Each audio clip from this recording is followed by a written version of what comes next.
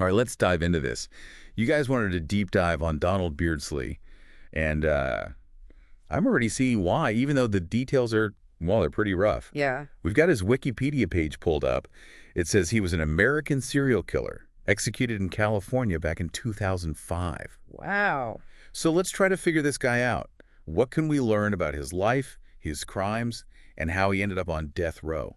You know, the first thing that jumps out at me is how normal some parts of his life seem compared to the brutality of his crimes. It's not like he was always living on the edge of society or anything. Yeah, that's what I was thinking. It says he served in the Air Force, even went to college. You don't usually picture someone like that capable of such violence. Right. And that's what makes this such a fascinating deep dive. It really challenges our assumptions about who commits these kinds of crimes. So let's start at the beginning. Donald J. Beardsley.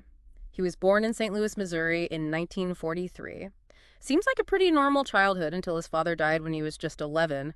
Yeah, losing a parent at that age, that's got to be a huge turning point. Do you think that loss could have had, I don't know, some kind of lasting effect on him?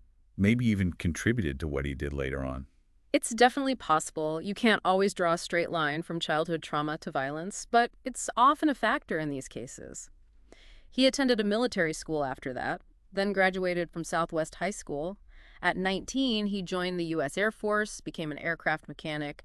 But then things take a bit of a turn. There's an incident where he and another airman tried to steal a vehicle. That got him in some trouble with the law. Oh, yeah, I read about that. And wasn't there something about, like, a tree? Yeah. Oh. While he was serving his sentence at a work farm, he got hit by a falling tree, caused a serious head injury, put him in a coma for days. Wow, that's intense. You have to wonder if that caused some long-term problems, like neurological or psychological. Could that be a part of the puzzle? It's definitely worth thinking about. Brain injuries can totally mess with your personality, your behavior. It's possible this played a role, though it's impossible to say for sure. What we do know is that just a few years later, in 1969, he commits his first murder. This is where it gets really chilling. He met a woman, Laura Griffin, at a bar in Missouri. They went back to her place. And later that night, he choked her, stabbed her, and eventually drowned her. And what's really wild is that he confessed, turned himself in to the police. But here's the thing. There was no clear motive. Hold on. He just confessed. Like, no explanation, no reason why. That's terrifying. Yeah, it makes you wonder if he even understood what he had done, or if he just couldn't explain it. It adds a whole other layer to this guy. So what happened then? Well, he pleaded guilty to second-degree murder, got 19 years. But get this, he was paroled after just 7 years. 7 years? For taking a life? That doesn't seem like a lot of time. No, it doesn't. And that early release is important because while he's on parole, he moves to California. And that's when things get even darker. Right, the California murders. In 1981, he's linked to the deaths of Patty Gedling, she was only 19, and Stacy Benjamin, who was 23. Weren't these murders connected to a drug deal gone bad or something? You got it. The Wikipedia entry says there was a drug debt, something like $185, owed by friends of Beardslee's roommate, a woman named Ricarda Soria. She actually plays a big part because she's the one who lured these two young women to their apartment. So this wasn't just random like the first one. This was planned. Do we know who was behind it? Was it Beardslee's idea? It looks like the plan came from a drug dealer named Frank Rutherford, someone connected to Soria. But Beardslee was definitely involved in the murders themselves. He, along with another man named Bill Forrester, shot Patty Gedling. And then later, Beardslee, on his own, slashed Stacy Benjamin's throat. It's just awful. The level of violence is just senseless. And all this from a relatively small drug debt. But what I find interesting here is that he wasn't alone this time. There were other people involved. What happened to them? Did they face any consequences? See, that's where things get even more complicated. Remember, Beardslee was still on parole for that Missouri murder. That meant he was eligible for the death penalty in California. Huge difference in the legal stakes. Rutherford, the drug dealer, he got life without parole. Died in prison in 2003, actually. And Soria, the roommate who lured the victims, she took a plea deal, pleaded no contest to second-degree murder. So she cooperated in exchange for a lighter sentence. Yep. Got 15 years to life, but she ended up getting paroled in 2015. I don't know. It's hard to process that. The woman who led those young women to their deaths was eventually set free. Makes you think about the whole justice system, you know. Definitely raises some questions, but we should probably mention the other guy involved, Bill Forrester, the one who was with Beardslee when they shot Gedling. Right. What happened to him? Believe it or not, he was acquitted. And there were charges against a fifth person, too, but those were dropped before the trial even started. So, out of everyone involved in these California murders, only Beardslee faced the death penalty. It's kind of hard to believe. So let's talk about that trial. I imagine things got pretty intense with Beardslee facing such serious charges. Absolutely. His defense team tried a few different things to avoid the death penalty. First, they argued inadequate defense, claiming his original lawyer quitting messed things up for him. Interesting strategy. So they're saying he didn't get proper legal representation. Right. Like, it hurt his chances. And then, remember that head injury from the falling tree? They brought that up too, suggesting it might have caused some mental defect that contributed to his actions. So, like, he wasn't fully in control because of the injury. Exactly. They were trying to paint a picture of a guy who wasn't entirely responsible for his actions, maybe hoping for a less severe sentence. But then you add in the whole mental state thing and it gets even more complicated. Right. We know he was potentially diagnosed with schizophrenia in prison, and his family testified about his lifelong struggles with expressing emotions. It really paints a very layered picture of his mental state. Makes you wonder if those issues played a role in his crimes, you know? Yeah, that's where it gets really fascinating for me. On one hand, you've got this seemingly intelligent criminal planning and carrying out these horrific murders.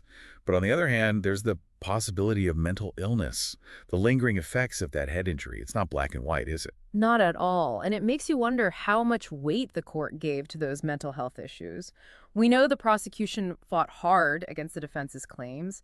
They argued that Beardslee was very intelligent and completely aware of what he was doing. They made him out to be this cunning, calculating killer, not someone who was mentally incapacitated. So it was a battle of narratives. One side saying he wasn't fully responsible, the other saying he was a cold, calculating killer. Must have been a tough one for the jury. It was.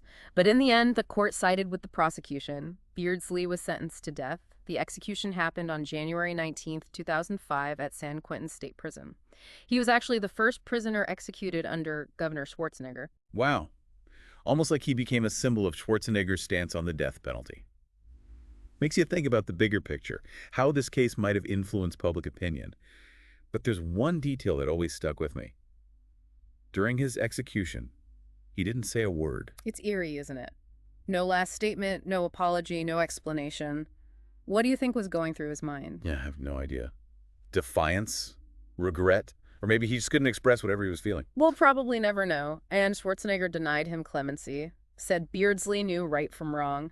Just reinforces that image of him as a calculated killer, despite those hints of mental health struggles. Seems like we're dealing with a man full of contradictions.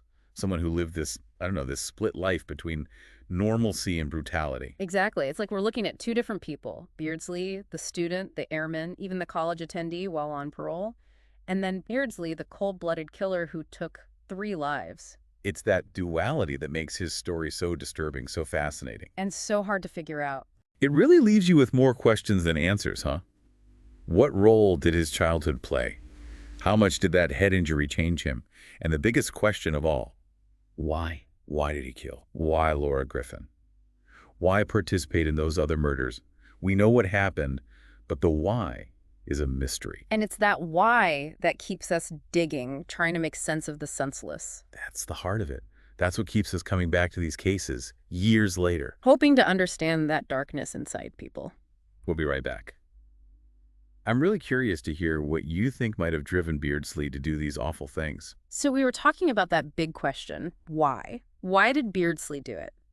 It's something that's tough to pin down in these kinds of cases. It's like we've got this puzzle, right? We know the pieces, the facts, the timeline, but that deeper understanding, like his motivation, that's what's missing. And we always try to fill those gaps, right? To make sense of something that doesn't make sense. We talked about his rough childhood, losing his dad, that head injury. But is that enough to turn someone into a killer? That's the million-dollar question, isn't it? Trauma leaves a mark, sure. But lots of people experience trauma. They don't all become murderers. What makes someone like Beardslee go that far? You're right. It's not that simple. It's way more complicated than that. You got to think about all these different factors, psychology, social stuff, maybe even biology. Are you saying some people are just wired for violence, like no matter what happens to them? Is there some kind of, like, killer gene? Well, it's not that straightforward, but research suggests genetics can play a role in aggression, violence, For example, they found that certain genes, the ones that control serotonin levels, those can be linked to, like, an impulsive behavior, aggression. Okay. So maybe Beardslee had some genetic predisposition, and then the trauma, like losing his dad, that head injury, Yeah. maybe those were the triggers. Like a perfect storm, right? Nature and nurture combining. That's one way to think about it. But we can't forget the environment, the social factors. His time in the military, that exposed him to violence. A culture of following orders, maybe that had an influence. And then there's, like, the big picture, societal stuff, easy access to guns, for instance. All of that might have played a part.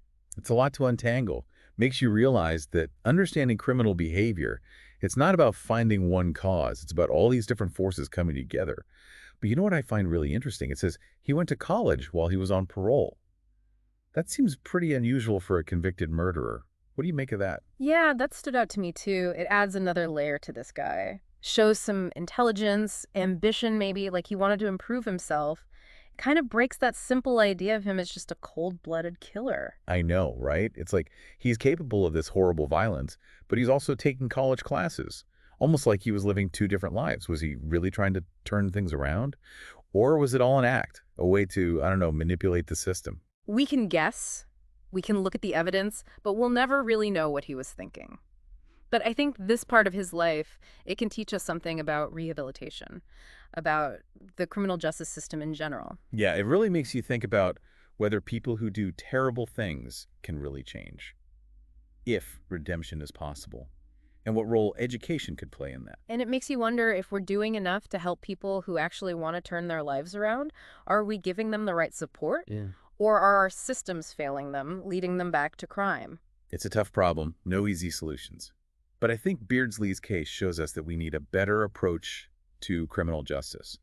One that understands people are complicated, that they can change, but also that they need to be held accountable for their actions. I agree. It's about finding that balance between punishment and giving people a chance to make things right, realizing that everyone has the potential for both good and bad. That's a good way to put it. This deep dive has been really eye-opening. We've gone deep into this serial killer's mind, tried to understand his crimes, and wrestled with those big questions about what motivates people. But we've also talked about remembering the victims, the human cost of violence, and how these kinds of cases affect society.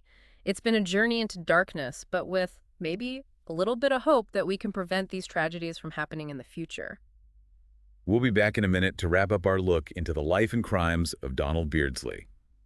We're back, and man, this whole deep dive into Donald Beardslee, it's been a wild ride, hasn't it? Really makes you think about, like, the nature of good and evil, you know? Absolutely. We've uncovered some truly dark stuff, but there are these contradictions, these things that make it hard to just write him off as a monster. I know. Like, Eh. going to college while on parole. We were just talking about that, and I'm still kind of hung up on it. Part of me wants to see it as a good sign, right? Like a desire to change. But then you wonder, was it all an act? Yeah, that question just sticks with you. And it makes you think, can someone really change after doing something so horrible? Tough question. It probably depends on the person, the situation, maybe even some luck. But Beardslee's case, it makes you consider the possibilities, right? Like, can people truly rehabilitate? Or is that darkness always there, lurking beneath the surface? It reminds us that people are complicated.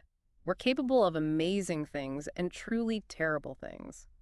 Trying to understand that dark side, what pushes people to violence, well, it's a challenge. I agree. And some questions, maybe we'll never know the answers. Like, what was going through his mind before they executed him? That silence, it's chilling. You can't help but try to interpret it. Was it defiance? Yeah. Acceptance? Or maybe he just couldn't express himself like his family said he struggled with? We'll never really know. It shows you, even with all the facts, all the analysis, there's always going to be that mystery, something we just can't know about another person's mind. That's what keeps these cases so fascinating, so disturbing, right? They force us to look at the dark parts of human nature and realize that sometimes we just don't have all the answers. We've definitely been in some dark territory with this deep dive. But it's important to come back to something we talked about before. The victims. Laura Griffin, Patty Gedling, and Stacey Benjamin. Their lives were cut short, and we can't forget their stories. Absolutely. It's easy to get caught up in the killer story, all the psychology and the legal stuff, but the real cost, the pain inflicted on those victims and their families, that can't be forgotten. Their absence is a reminder of how powerful violence is, how it affects so many people. It's a reminder that we need to work towards a world where these things don't happen. I think that's a good note to end on. This deep dive into Donald Beardsley, it's been a journey into the dark side of humanity. We've asked hard questions, looked at some pretty awful stuff, and faced the reality of violence. But it's been a valuable journey. By understanding these dark parts of human experience, maybe we can learn, we can grow, and work towards something better. Thanks for joining us. Keep thinking about these complex issues, keep talking about them, and remember those whose lives were impacted by these events. Remember, knowledge is power. The more we understand about each other, the better chance we have of preventing these tragedies from happening.